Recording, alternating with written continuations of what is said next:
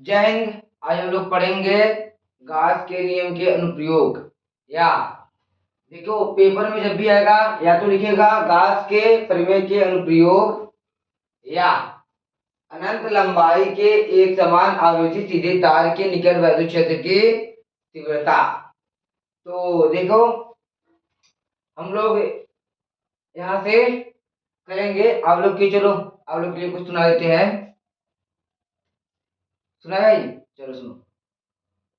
अक्सर जिससे हम प्यार किया करते थे, अक्सर जिससे हम प्यार किया करते थे वही हमको धोखा दिया करते थे भाई। तो आप लोग लपड़ जाओ भाई और ये सब चक्कर छोड़ दो। देखो, गास के नियम, गास के प्रमेय के अनुप्रयोग देखो भैया। एक अनंत लंबाई, देखो यहाँ पर अनंत लंबाई के एक समान आवेशित तार, एक अनंत लंबाई यहाँ बनाते हैं। ये आपके अनंत लंबाई,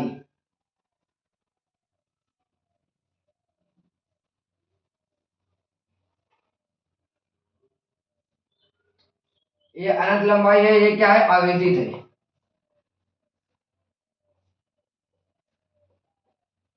ये क्या है? आवेशित है। और देखो इसके इसके इसके चारों ओर वायु क्षेत्र, देखो ये इसके चारों ओर विद्युत क्षेत्र भाई। चलो भाई सीधा ही देते हैं।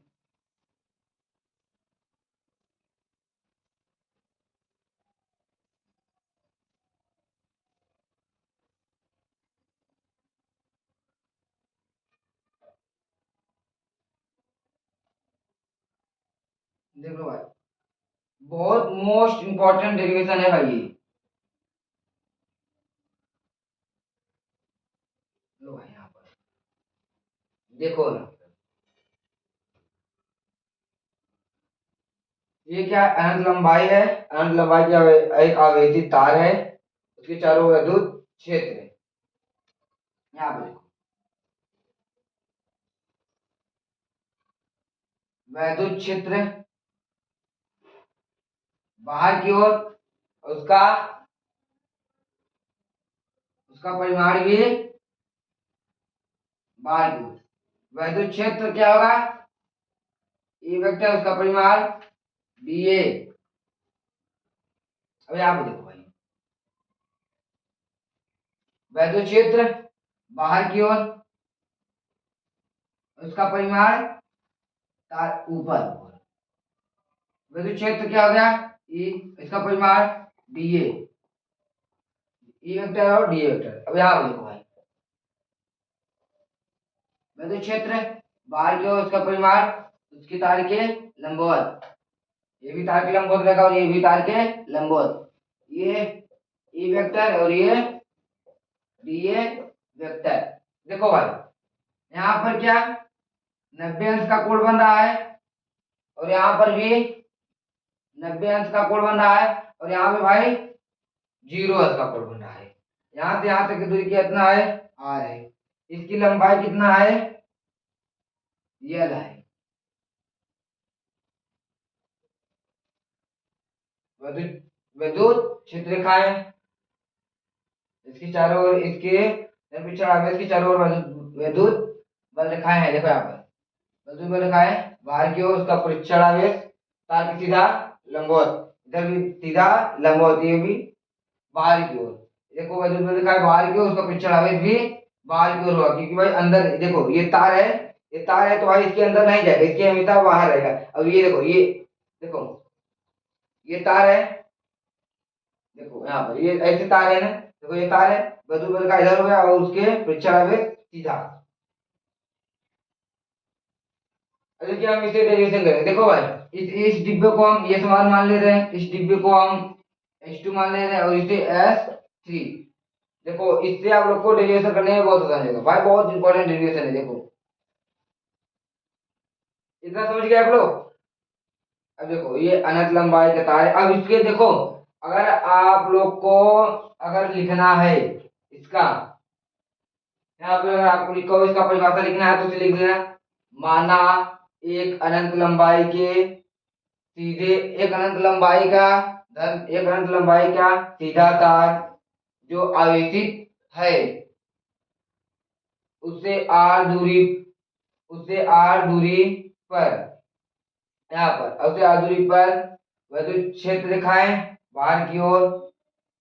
ये सब नहीं लिखोगे तो भी चलेगा, तो क्योंकि पेपर इतना टाइम नहीं है कि ये सब लिखते रहोगे, इसको छोड़ देना। यहाँ पर आओ, अगर लिखना है तो जितना ज्यादा उतना लिखना, उससे ज्यादा नहीं। देखो हम लोग यहाँ तक पहुंचे। संपूर्ण पृष्ठ से गुजरने वाला विद्युत क्षेत्र की तीव्रता, यहाँ पर देखो, यहाँ हम लोग शुरू करते हैं।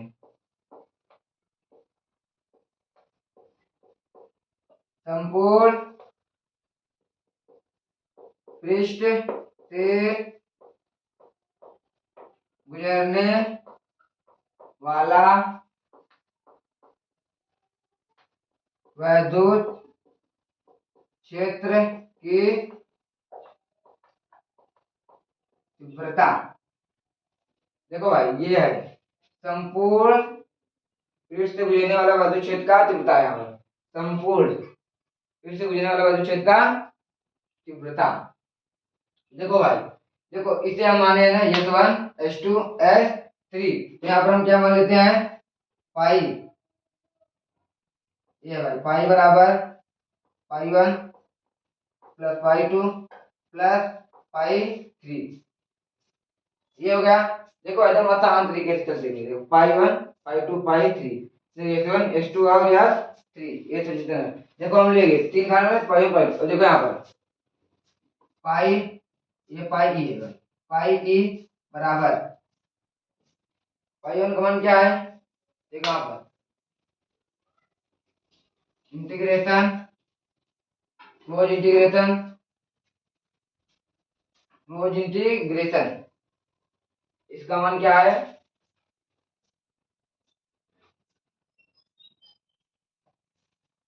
पाई 1 पाई 2 पाई 3। देखो इसका मान क्या है, E vector dot D A vector. यहाँ पर हम लिखेंगे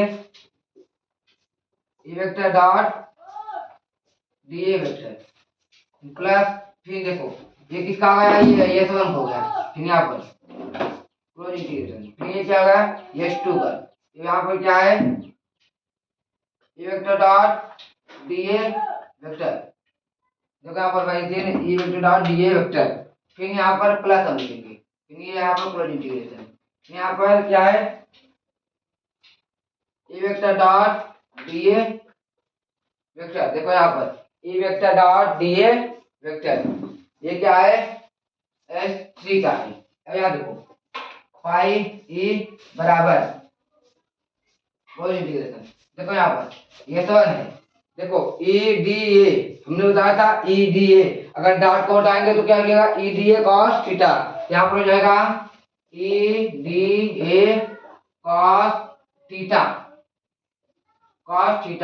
प्लस आप ये S2 हो गया।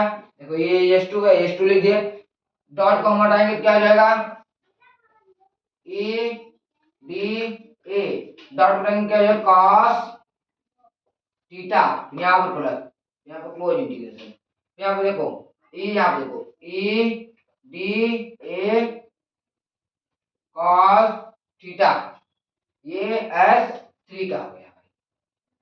इसके नीचे दिखाई दे रहा है आप लोग को, तो देखो भाई इतना लिखिए आप लोग। देखो उसको हम उठा रहे हैं, चित्र को उठा दे भाई, आप लोग चित्र बना लिए होंगे तो बना लेना, वीडियो पीछे करके बना लेना। तो उठाना बोलिए। देखो भाई बहुत आसानी तरीके से चलते रहेंगे और आप लोग को ऐसे करना है। आप थोड़ा सा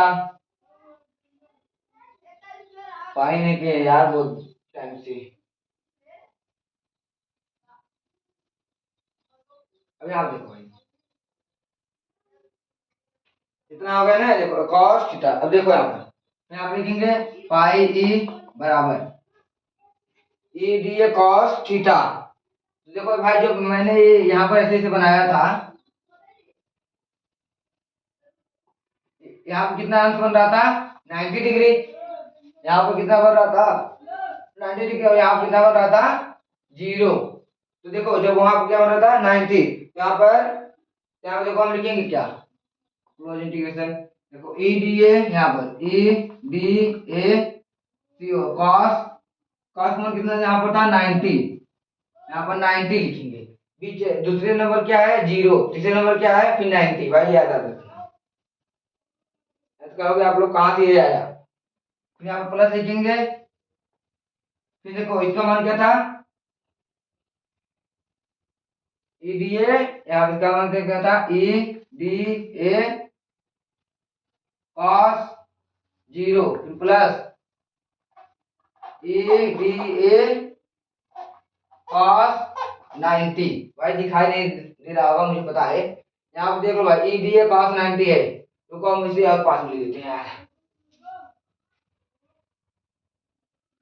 ई D A C O S cos 0 plus E D A cos 90। भाई अब दिखाई दे रहा होगा। अब देखो इसके बाद देखो ये कहाँ से आया जान लो, 90 0 और 90 कहाँ से आया भाई।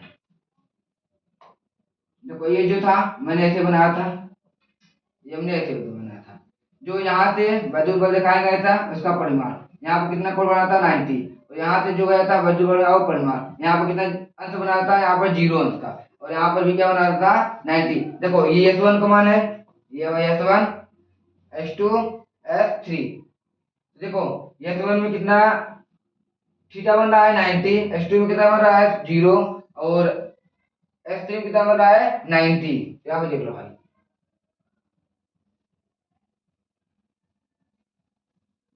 अब देखो यहाँ पर पाई ई बराबर ई डी ए कॉस 90, कॉस 90 मान क्या होता है भाई, यहाँ देखो ई डी ए कॉस 90 मान कितना होता है 0, भाई कॉस 90 0 होता है। फिर यहाँ देखो प्लस, यहाँ पर फिर लिखेंगे यही ई डी ए कॉस 0 मान क्या होता है भाई 1 होता है।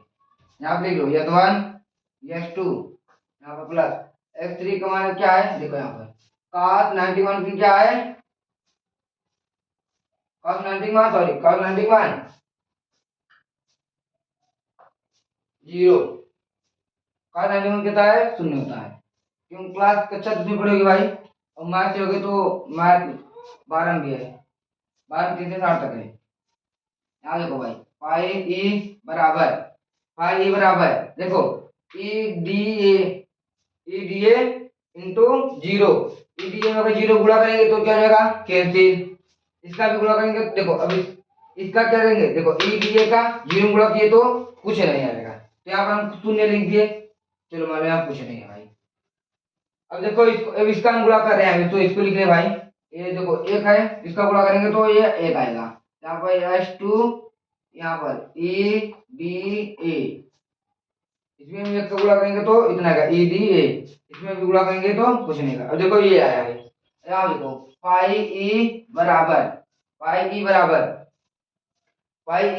अब देखो भाई x यहाँ पर, हाँ देखो भाई dx बराबर क्या होता है x, dy बराबर क्या होता है y, तो dA बराबर क्या होगा a।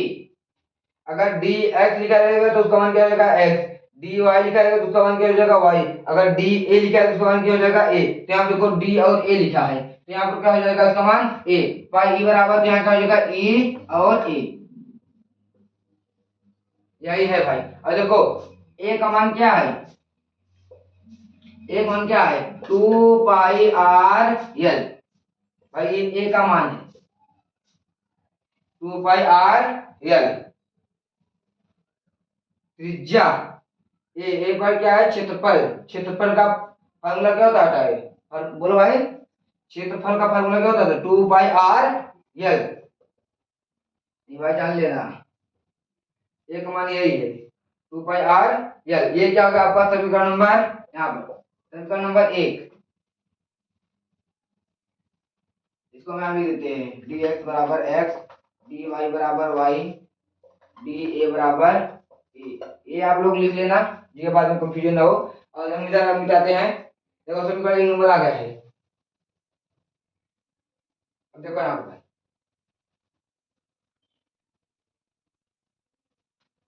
भाई बहुत ही मोस्ट वेरी इंपॉर्टेंट ये डेरिवेशन है भाई। अगर ये डेरिवेशन नहीं करके गए भाई तो हम लोग की भाई पेपर हम लोग भाई गया।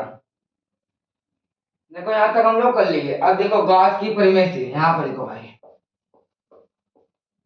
गॉस की प्रमेय से, यह है गॉस की प्रमेय से क्या होता है। गॉस की प्रमेय पाई ई बराबर क्यों साल है नॉट।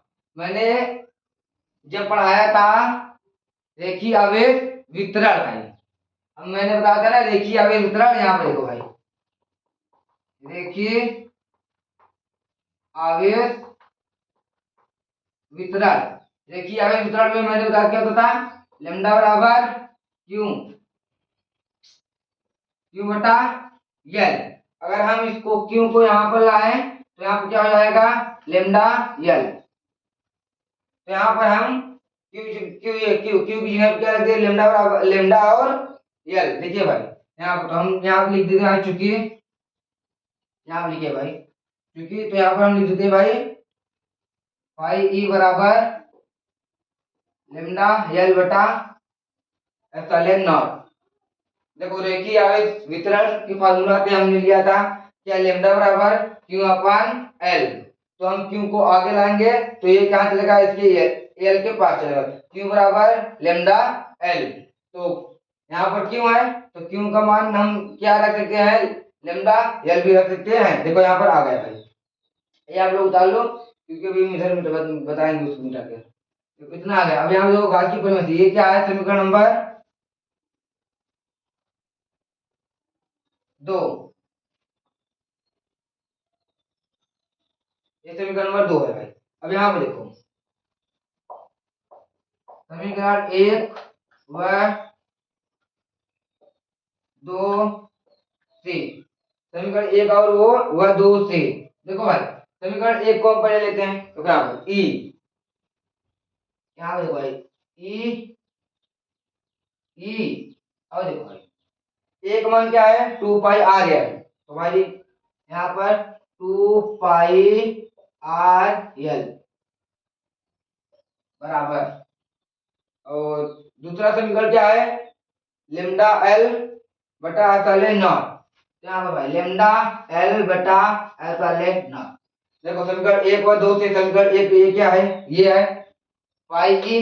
देखो ई यहाँ पर हम लिख दिए और ए का मान क्या है 2 पाई आर एल। तो 2 पाई आर एल बराबर लेमडा एल बटा एप्सिलॉन नॉट। तो यहाँ देखो भाई ये यल है, ये यल से यल क्या हो गया कैंसिल। तो देखो हम इसे लिख रहे हैं अब यहाँ पर, देखो यहाँ पर भाई यल से यल क्या होगा कैंसिल। तो यहाँ पर हम क्या लिखेंगे ई बराबर, ई बराबर देखो यल से यल कैंसिल हो गया तो ये जो लेमडा है ऊपर चला गया तो हो गया लेमडा बटा 2 पाई आर, 2 पाई आर या एप्सिलॉन नॉट आर। ये है ना भाई यल से यल कैंसिल हो गया, यल से यल कैंसिल हो गया, बचा लेमडा, लेमडा ऊपर चला गया 2 पाई आर। लो भाई आप लोग को सैंपल भेज देते हैं 2 पाई आर एप्सिलॉन नॉट। समझ आ रहा है 2 पाई आर एप्सिलॉन नॉट इसके पास चले गया। अब देखो यहाँ पर अब हम देखो 2 से गुणा इसमें कर देंगे। यहाँ पे देखो भाई 2 से गुणा हम इसमें करेंगे एक बार और 2 से गुणा इसमें करेंगे हम एक बार, 2 का गुणा इसमें और 2 का गुणा इसमें। देखो यहाँ पर देखो ई बराबर 2 का गुणा इसमें हम करेंगे यहाँ पर पहले 1 बटा 4 pi epsilon naught 2 lambda R. देखो भाई अगर हम इसमें 2 को गुणा करेंगे तो ये 2 लेमडा हो जाएगा, 2 लेमडा हो गया ना भाई। देखो अब इसमें 2 गुणा करेंगे तो ये 2 है, जब इसमें 2 गुणा करेंगे 2 दूनी 4, तो क्या होगा 4 pi epsilon not, epsilon not रख दिया। अब इसके बटे में भाई ऊपर 1 रख दिए हम। अब 2 लेमडा है 2 लेमडा आर हो गया। बस यही आपका है भाई, यहीं पे आपका परिक्षेत्र का तीव्रता यही है भाई। बहुत इंपॉर्टेंट। और देखो यहाँ पर, और हम ये भी लिखते हैं, ई बराबर 1/(नॉट मान क्या होता है 9 गुणे 10 भागते 9 2 लेमडा आर। लो भाई, यही आपका यहाँ आप ले लेते हैं, फार्मूला यही है भाई। और आप लोग का ये यहीं पर खत्म हुआ। और कल कल हम लेंगे दूसरा जो है डेरिवेशन। वो आपका दूसरा डेरिवेशन का क्या है, वो है एक समान आवर्ती चादर पर वैद्युत क्षेत्र का तीव्रता। भाई वो भी डेरिवेशन, अभी आप लोग का 5 डेरिवेशन और है। और जो भाई जो इंपॉर्टेंट डेरिवेशन में केवल वही पढ़ा हूँ, और आप लोग मेरे पीडीएफ चलते हैं। जय हिंद।